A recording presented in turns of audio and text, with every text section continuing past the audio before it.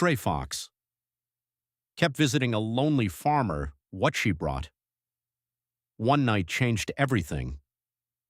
The first time the fox appeared at the edge of Harold Miller's farm, he thought she was nothing more than a shadow moving through the tall grass. It was late October in the quiet valley outside Ashford, a place where the mornings came wrapped in silver fog and the evenings smelled of damp earth, wood smoke, and fallen apples.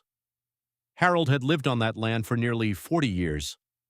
His farmhouse sat at the end of a gravel road, surrounded by fields that had once been full of corn, pumpkins, and sunflowers. But now most of those fields were empty. At 71 years old, Harold no longer worked the farm the way he used to. His knees ached when the weather changed, his hands shook when he tried to fix small tools, and the old red barn had begun to sag on one side like it too was tired of holding itself up. For years, the farm had been filled with sound. His wife Margaret singing in the kitchen while she baked bread, their daughter Annie laughing as she chased chickens across the yard, the tractor coughing to life before sunrise, neighbors stopping by for coffee, gossip, and borrowed equipment. But Margaret had passed away 3 winters earlier, and Annie had moved across the country with her own family. The neighbors still waved from their trucks, but fewer people came down the gravel road now. Most evenings, Harold ate soup alone at the kitchen table with only the radio for company. That was why he noticed the fox. She stood near the broken fence behind the orchard, her orange coat bright against the gray morning. She was thin, with sharp shoulders and a long tail tipped in white. Her ears were tall and alert, and her dark eyes watched Harold as if she had been waiting for him. Harold froze with a bucket of chicken feed in his hand. "Well," he muttered, "you're a bold little thing." The fox did not run, she only stared. Harold had seen foxes before, of course. They crossed the fields at dusk sometimes, quick and silent as sparks from a fire. He had lost hens to foxes when he was younger and had cursed them more than once, but this one was different. She did not look hungry in the ordinary way. She looked desperate. The old man set the bucket down slowly. "You stay away from my chickens," he warned. The fox blinked. Then she turned and disappeared into the orchard. Harold stood there for a long moment, listening to the wind move through the bare branches. Then he shook his head and continued with his chores. By evening, he had nearly forgotten her, but the next morning she was back. This time she sat closer to the house, just beyond the stone path that led to the well. Her paws were neatly placed together and her tail curled around her feet. She looked almost polite, like a visitor waiting to be invited inside. Harold stepped out onto the porch with his coffee. "You again?" The fox tilted her head. Harold frowned. "Don't get comfortable. I'm not feeding you." He went back inside. For the next 4 days, the fox came every morning, always at sunrise, always alone, always watching. At first, Harold tried to ignore her. He told himself that wild animals should stay wild, that feeding a fox was foolish, that Margaret would have scolded him for encouraging trouble near the hen house. But on the 5th morning, the fox limped. Harold noticed it immediately. She came through the mist with her left front paw held slightly above the ground. Every few steps she lowered it, winced, then lifted it again. She still came to the same place near the stone path and sat down, but this time her body trembled. Harold stood at the kitchen window, one hand resting on the curtain. "Oh, don't do that," he whispered. The fox looked toward the house. Harold turned away. He made oatmeal. He washed his bowl. He checked the stove. He tried not to look out the window again. But when he finally did, the fox was still there. The old man sighed. "Margaret," he said to the empty kitchen, "you would tell me I'm being ridiculous." Then he opened the refrigerator, took out a small piece of leftover chicken, and stepped outside. The fox stood immediately, ready to flee. "Easy," Harold said. "I'm not coming closer." He placed the chicken on a flat stone halfway between the porch and the orchard, then backed away. The fox waited until Harold returned to the porch. Then she crept forward, grabbed the food, and vanished into the weeds. Harold watched her go with a strange tightness in his chest. "Well," he said softly, "that's that." But it was not that. The next morning she returned, and the morning after that. Harold began leaving scraps by the stone. Nothing much, a bit of cooked meat, a broken egg. Sometimes a piece of bread, though the fox never seemed interested in bread. She would wait until he stepped back, take the food, and leave. He started calling her Ruby because of the deep red color of her coat. "Morning, Ruby," he would say as he stepped onto the porch. The fox would stare at him with those dark, unreadable eyes. "You're not much for conversation," Harold would add. Still, he found himself talking to her. He told her about the weather, about the fence he needed to fix, about the tractor that no longer started, about Margaret's apple pie, about Annie's children who were growing too fast in photographs. Ruby never came close enough to touch. She never behaved like a pet. She stayed wild, cautious, and silent, but she came every morning. And somehow Harold began waking up with a reason to get out of bed. Weeks passed. Frost silvered the fields. The pond behind the barn froze at the edges. Harold placed extra straw in the chicken coop and patched the draft under the kitchen door. Ruby's limp slowly improved. One morning she arrived walking normally again. Harold smiled despite himself. "Well, look at you," he said. "Good as new." Ruby sat by the stone, tail curled around her paws. Harold placed down a small piece of turkey. "You know," he said, "you remind me of someone." The fox watched him. "My Margaret had that same look when she wanted something. Quiet, patient, like she knew I'd give in eventually." For the first time, Ruby did something unexpected. She made a soft sound. Not a bark, not a growl. A small, high, almost questioning cry.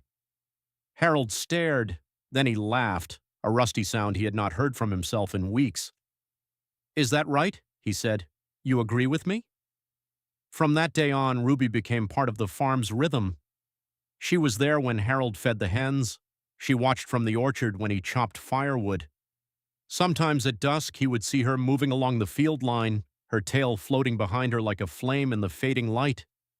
But she never stayed long, and she never came after dark, until the night everything changed.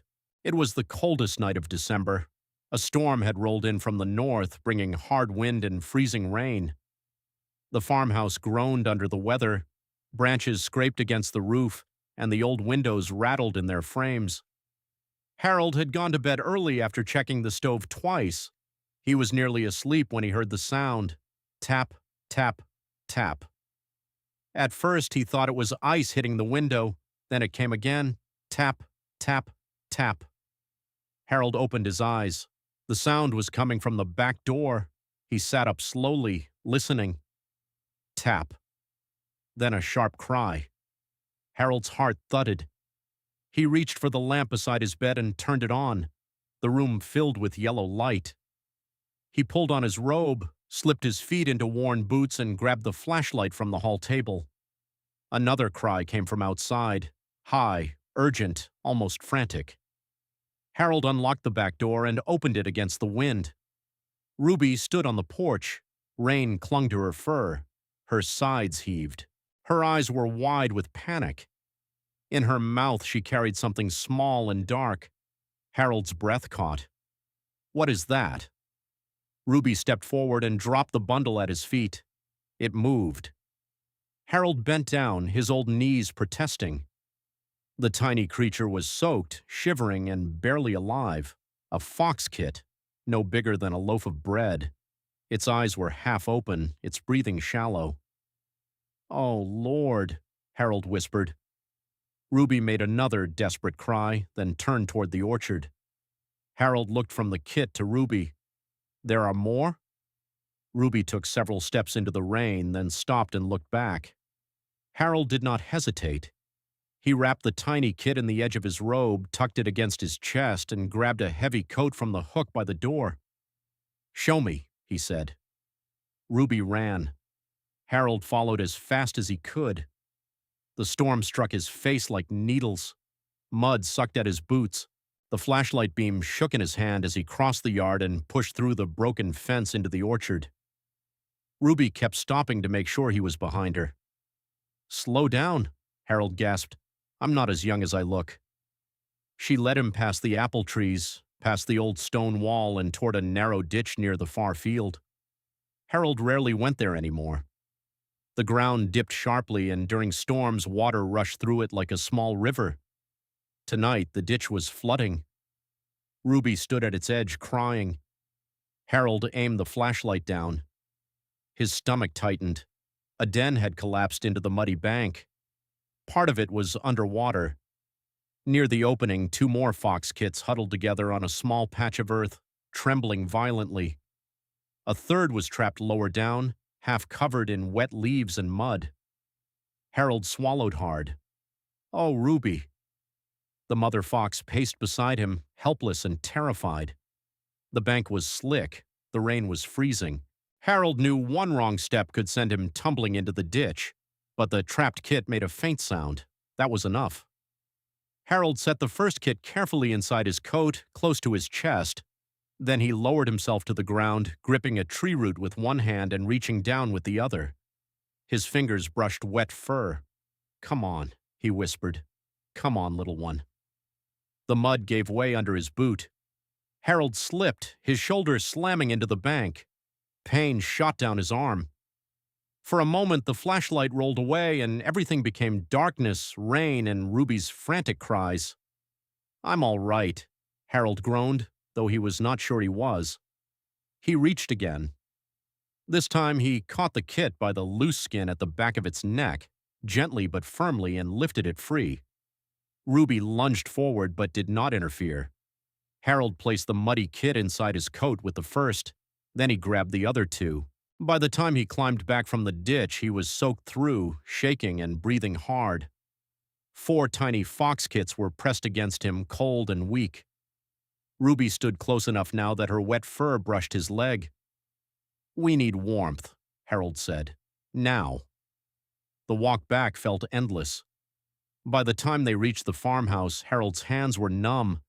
He kicked open the back door, rushed inside, and laid the kits on towels in front of the stove. Ruby stopped at the threshold. Wind blew rain across the floor behind her. Harold turned. Come in. The fox stared at him. I know, Harold said softly. Wild thing, human house, but your babies are freezing. Ruby looked at the kits. One of them whimpered. That broke whatever fear still held her back. She stepped inside. Harold closed the door. For the next hour, the little farmhouse became an emergency room. Harold warmed towels by the stove. He used a dropper to offer warm goat milk from the fridge, though he wasn't sure it was right. He called the local wildlife rescue number with shaking hands and left 3 messages. He rubbed the kits gently to stimulate their breathing, just as he had once done for newborn lambs decades earlier. Ruby stayed beside them. She did not bite. She did not run. She lay on the kitchen floor, exhausted, trembling, and watching Harold with eyes that no longer looked suspicious. They looked grateful. Near midnight, one of the kits began to nurse, then another, then the smallest. Harold sat back against the cabinet, soaked, muddy, and aching. Ruby curled around her babies. The kitchen grew quiet except for the crackle of the stove and the soft sounds of life returning to 4 tiny bodies. Harold wiped his face with one hand. Well, he whispered, I guess this is what you were trying to tell me. Ruby lifted her head. For the first time, she looked directly into his eyes without fear. By morning, the storm had passed. A pale winter sun rose over the valley. The rescue team arrived just after 8, led by a woman named Claire Benson who had worked with foxes for 15 years. She stepped into Harold's kitchen and stopped cold. A wild red fox lay beside the stove with 4 kits tucked against her belly, while an elderly farmer sat nearby drinking coffee as if this were a perfectly normal morning. Claire blinked. Mr. Miller? Harold raised a hand. Morning. Claire stared at Ruby. She came inside. Had a rough night, Harold said. I can see that.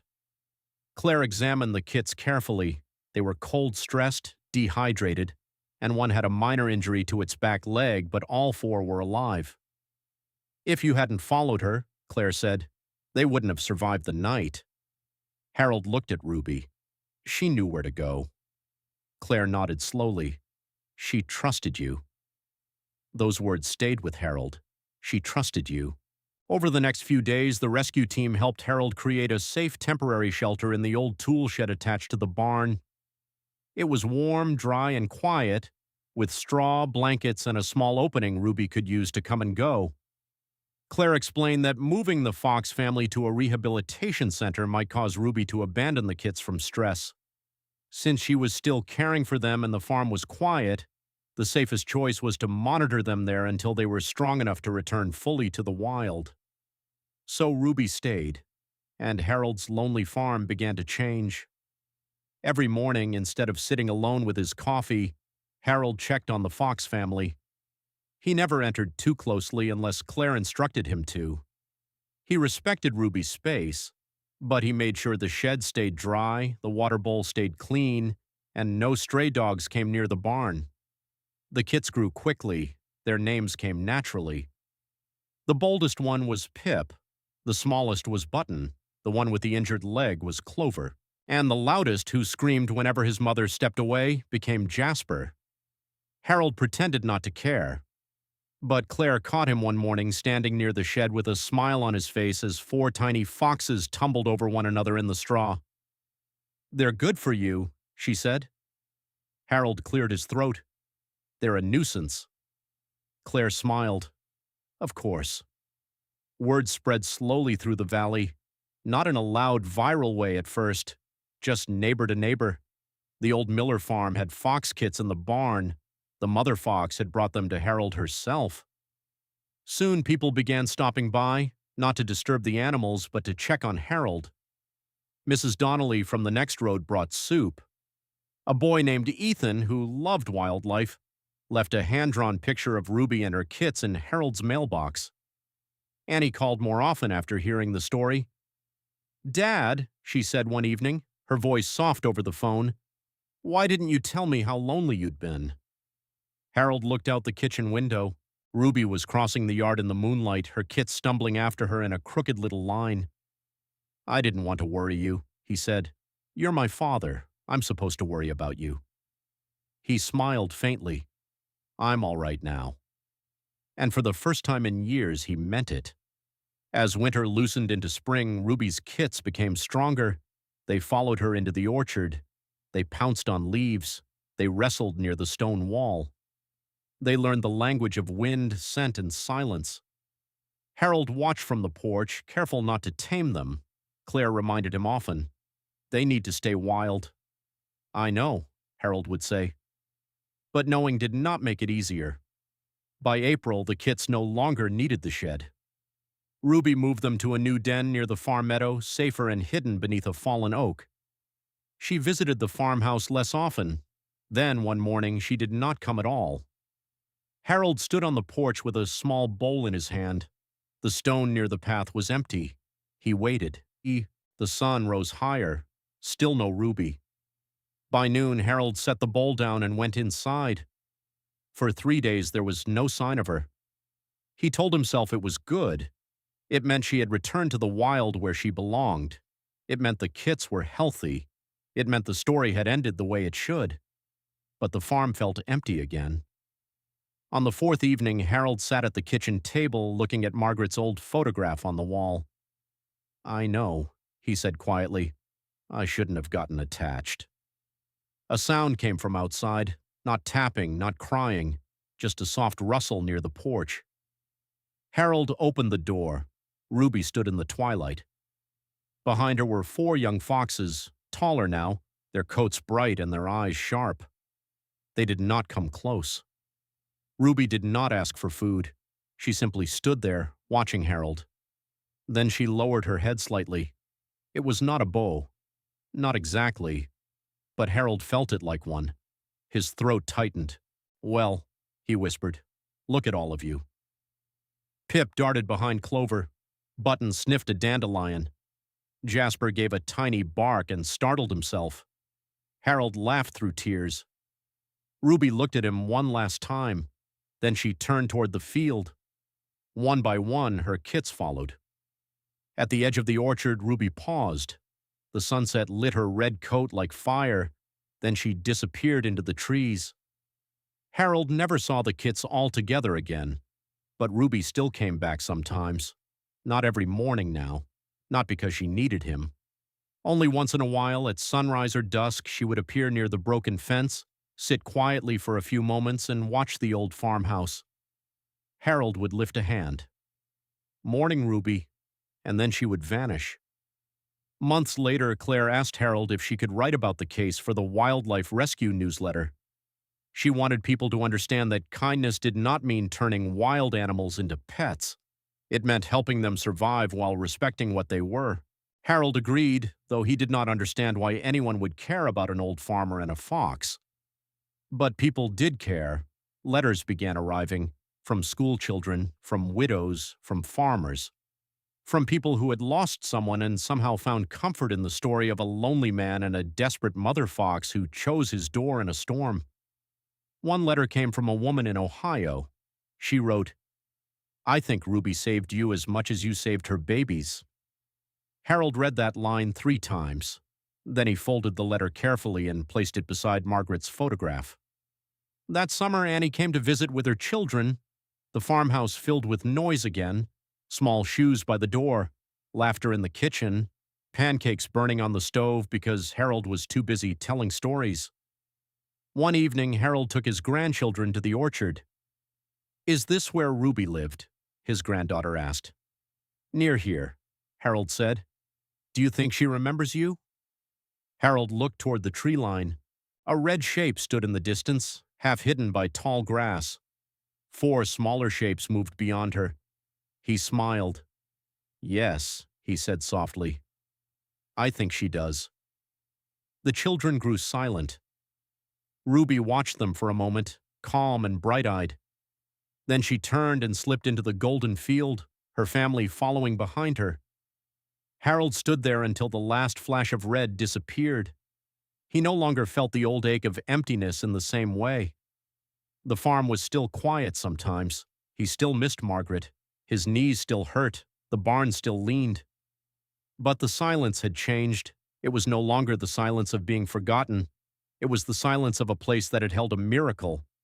And every winter after that, when the first hard rain came against the windows, Harold would remember the night Ruby tapped at his door with a dying kit in her mouth.